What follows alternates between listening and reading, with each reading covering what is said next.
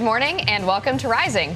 Welcome to Rising Fridays. I'm Amber Duke, joined again by Jessica Burbank this week. Jessica, good morning. A big surprise. It's Jess and Amber back at it again with coordinated outfits. The people just can't get enough. All right, Jess, I'm going to kick it off for us today.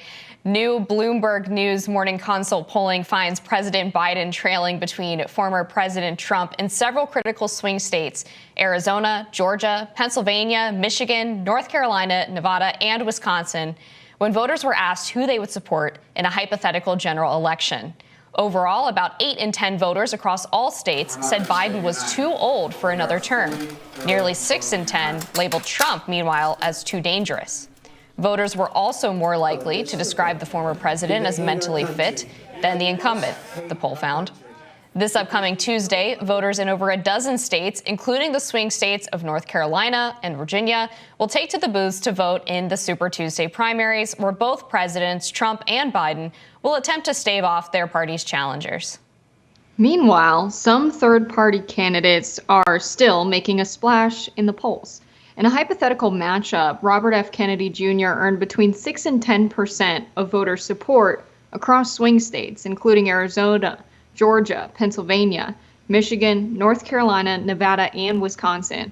According to his super PAC backing RFK Jr., Kennedy has earned enough signatures to earn the candidate a spot on the ballot in Georgia and Arizona. So that's huge. Also, we have to report that Marianne Williamson ended up finishing third in Michigan, which a lot of people weren't suspecting. That led to her unsuspending her presidential campaign. She finished above Dean Phillips by about 2,000 votes, coming in third behind, 10,000 uncommitted voters. Doesn't say much, but she's still in the race apparently, or rather is back in after leaving the race. Yeah, that was an interesting development. And I remember back when Ron DeSantis decided to suspend his campaign, a lot of his supporters, the Never Back Down crew, were talking about how it was important to note that he had only suspended and not outright canceled his campaign, because that always left open the opportunity for him to unsuspend. And now we have Marianne Williamson actually doing exactly that. So maybe the Bill Mitchell-esque conspiracy theorists about Ron DeSantis were not entirely wrong. I do think this swing state polling regarding Trump and Biden is very interesting. We saw similar results before the first primary contest, in which Trump ended up just destroying his competition in Iowa and New Hampshire. But then immediately following his victory in New Hampshire, there were a couple of polls that came out that showed the race much, much tighter, actually showed Biden winning in places like Pennsylvania and Michigan. Now we've seemed to revert back to those pre-primary polls that showed Trump performing well in those swing states. So, that's got to be a big warning sign to Biden, coupled with, of course, as you mentioned, those 100,000 plus uncommitted voters in Michigan. They ended up pulling in almost 14% of the vote there. Right. It's not an insignificant amount of people voting uncommitted. These are people that are still willing to participate in the political process within the Democratic Party, given everything that's made people upset during the Biden presidency, namely Israel, Palestine, especially this week. Looking at those votes, you had all of these Democratic Party operatives and analysts making all kinds of excuses for why this is not a big deal. It was a huge cope, because with a 150,000 vote margin, to have 1,000 voters who are willing to show up to the primary, be uncommitted in protest, just imagine if they all showed up on election day, did not cast a ballot for Joe Biden, casted a ballot for a third-party candidate. That would be enough, if Trump gets the same vote share, to lose this state, especially considering the amount of people that are just jaded with politics, that aren't even going to show up on election day. And things are getting difficult for third-party candidates. It's not likely that there's going to be an extremely viable third-party candidate to vote for in the general election, besides RFK Jr. and Cornel West. But candidates like Marianne Williamson and Dean Phillips, they're in a really difficult spot. Cenk Uygur as well, if we can consider him, he's still in the running. But you need so much infrastructure to get those signatures, to get on the ballots. That's the biggest way the party machine dictates who the candidates, the members of the party, can choose from when it comes time for a primary. They can say, you know what, we're discounting X, Y, and Z signatures because they're not verifiable. You have to get like 5 times the amount of signatures required. It just requires so much money to have organizers canvassing, going door to door to get the amount of signatures needed on the ballot. And then still it's up to party officials whether or not they want to accept those signatures. So it's an, really ridiculous process to just get on the ballot. Yeah, I think we would be remiss to not talk about the recent updates in regards to some of Trump's legal troubles. They almost seem to be miraculously clearing up in some ways, which is another, of course, bad sign for Joe Biden, and as well as Nikki Haley, who is sort of relying, it seems, on a black swan event to take out Trump so she can end up winning the GOP nomination. The Supreme Court has decided to go ahead and take up Trump's arguments that he is immune from prosecution based on things that he did while he was president. Namely, this would be in regards to the Georgia case, alleging that he had tried to change the outcome of the election. And just based on legal experts I've been talking to, they seem to think that the Supreme Court will hand down some kind of narrowly tailored decision wherein they would say that the president enjoys some level of immunity, but only if they have not been convicted by the Senate through the impeachment process of committing whatever alleged crime they're accused of.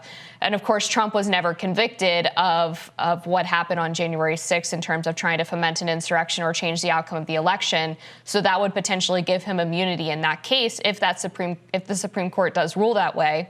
They also, of course, recently heard oral arguments in the cases regarding ballot access, particularly in Colorado. A couple of other states have since decided to try to strike Trump from the ballot. Probably going to get a 7-2, if not 9-0 decision in favor of Trump on that based on the way the oral arguments went. And then we also have the recent developments in Georgia with Fani Willis and Nathan Wade, where those two had some text messages coming out that suggested their relationship had started well before Nathan Wade was appointed to the prosecutor's office. And then I should also mention on the SCOTUS immunity case that would also cause a lot of trouble, at the very least a major delay for Jack Smith's January 6th case out of D.C. Right. Yeah. It really seems like even some of the, more liberal judges are siding seemingly with Donald Trump in the Colorado case. They seem to be very skeptical of the decision to remove him of the ballot, which many people were surprised to hear. But, Supreme Court justices make decisions based on a lot of precedent that we aren't aware of, based on, a lot of laws that aren't common knowledge. So really curious to see, the ultimate decision made in that case and what the basis of their decision was. But it does seem like the legal troubles that have plagued Trump are clearing up to some degree. But let's not forget, it is the case that Trump's base were pretty much okay with his legal troubles to start with. You had polling show that, if Trump was convicted of a felony, would you be likely to vote for him? And a lot of current Trump supporters said no. But I don't think any of them considered his current legal cases against him. I think a lot of them just said, well, that would be like if Trump murdered someone in the street today. So I really think they see this as political prosecution. But nevertheless, I think we're going to see a case come out of Georgia. I hope Fani Willis decides to step aside. What's been going on is a bit ridiculous. Additional witnesses testifying, the most recent one saying she didn't know what time they started their relationship. And that's been, the main focus of this case, to see if they lied about that. When really what we should be thinking about now when it comes to Georgia and Donald Trump's case is whether or not, he really did try to overturn the results of the election in Georgia. But it seems that we're never, ever going to get to that point. But at the end of the day, I don't think voters are making a decision on that.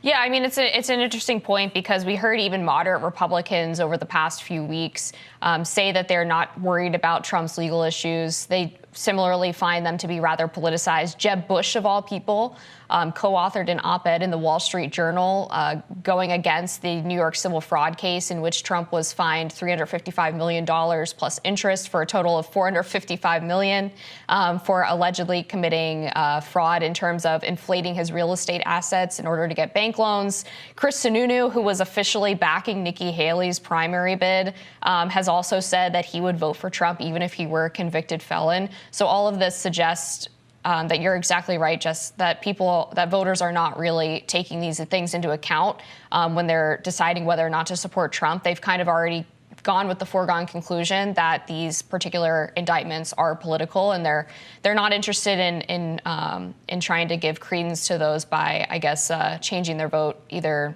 voting for Biden or choosing not to show up. We'll be back with more Rising next.